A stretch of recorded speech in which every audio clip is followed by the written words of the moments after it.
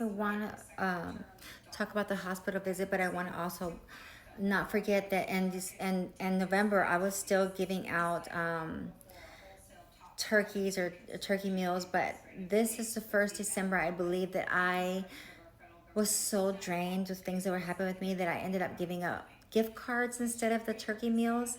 And I believe one time between 2020 and 2023, I didn't do it. I didn't give out the turkey meal or the gift card, and that's not like me.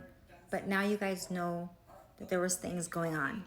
I also ordered my yearly recipe coupons, and I haven't been consistent with that either. But now you know there's things that are going on, and so we'll go back to the hospital. This is COVID time, so only one person is allowed in the hospital when you're there. And oh yeah, of course, my knight in shining armor is the one there. Not my children, not my mother. He made it where he would be the only one there, and I'm not seeing it, but I find out later. But um, I'm feeling like he's doing everything for me, talking to the doctors, doing everything to make sure to find out what's wrong with me and why I'm stuck in the hospital. They didn't find out for like 3 days. They gave me a CAT scan and MRI. The pain was tremendous. I had to have people walk me to the bathroom and back to my bed because I could not walk because it was that much pain. I think it was worse than having a baby. That's how bad the pain was. And the only conclusion, and they were giving me pain meds at this time. They actually put me in a back room by myself, and there was a whole day that passed where all they did was one time to check on me, and I was slept there. I mean, it actually made me feel very lonely because there was a lady when I was in the front room. There was an older lady, probably in her 80s or so, that they would leave her there almost all day, and she would complain all day about how she was being treated, but she didn't have any family members coming to visit her. And I'm thinking there's a lot of elderly people that probably go through that. And although I love nurses and all that, I mean, they can only do so much when somebody is ill and they don't have any family member to advocate for them. And I felt really, really bad for this woman. But they ended up moving me into my own room, which was peaceful, but it was lonely. So the conclusion that happened, I was there for 5 days, is that the stent swell up, and then because I have some slip disc, it was hitting the my vein in my disc, the stent opened and was hitting the slip disc, and so it made that extreme pain in my body.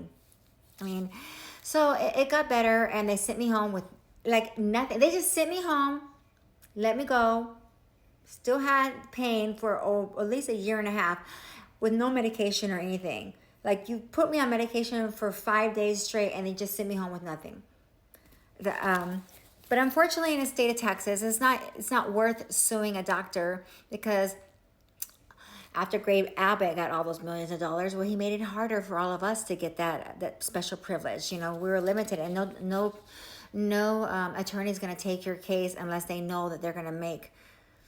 It has to be an extremely big case for them to take your case. And even though this is considered extreme in other states, not in the state of Texas, they're not for the people.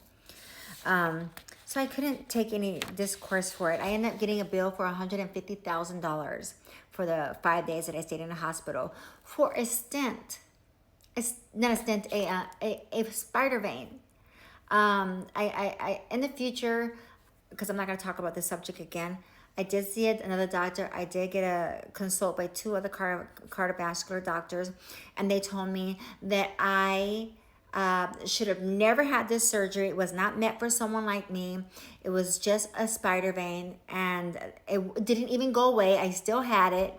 The other cardiovascular doctor had his injection person put an injection in there with 3 visits. It's gone now.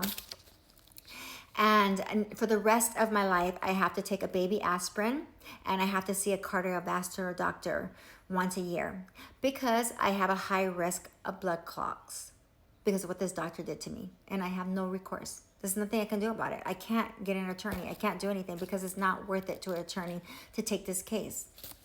So, yeah, that's what happened in December with that. Me and him are still working on a property, and that property that I told you with this Asian woman, and she's changing her mind, trying to like get out of the deal and sell the property. It's not hers, it's her sister's. Look it, I'm a broker at this time. I've been in the business probably 22 years. I am very knowledgeable. She tried to change my language, but I know very much how to keep everything documented. And I don't do a lot of things over the phone. I do a lot of things over text or over email because I know that I have to protect myself. So I knew exactly the words I used with her and how I communicated with her about this investment property. And so she, all in all, she just wanted more money, and I couldn't because I've already had an in buyer, and I couldn't change the price. There was no way around it.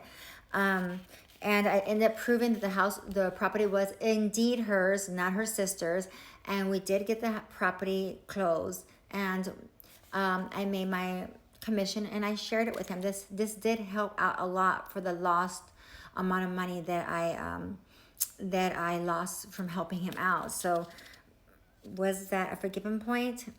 Yes.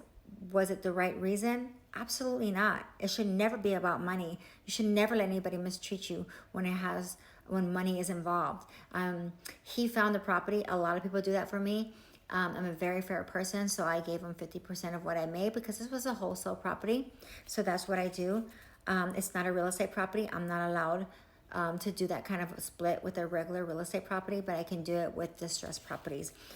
Sometimes I don't give that much anymore because unfortunately wholesalers are not making that much anymore. You should know the market is pretty slow right now, so I definitely can't do that anymore. So yeah, so I find myself hold on one second. So I'm excited about the fact that we made some money together, and I start working on his stuff again because I wanted to be able to buy a car. And I even though I'm seeing myself with him, I'm always going to be fighting that in my head because we don't match. We're not a matching couple. I'm doing most of the work, and it is getting exhausting, the pushing and all that. But I am seeing myself as more than a friend. And I start working on trying to help get him a PPP loan. I cannot get him a PPP loan. But we are taking sexy pictures together, just because he wants pictures of us together. I'm giving in to all his requests. This is December, so we met him in August. Now we're in December. This is going pretty fast paced, even though a lot of things have happened. There's things, again, I can't tell you because it's too embarrassing to tell, but there's a lot of other things you're going to know soon. We're taking sexy pictures together, and it's mid-December, and his birthday's coming. And it looks like I'm going to get to the part that brought me the biggest pain in my life. It looks like I'm going to get to that. So that's why I'm going to just end this here. So December's here. His birthday's coming. And I want to do something very special for him because from what I'm hearing, he's never had a birthday before.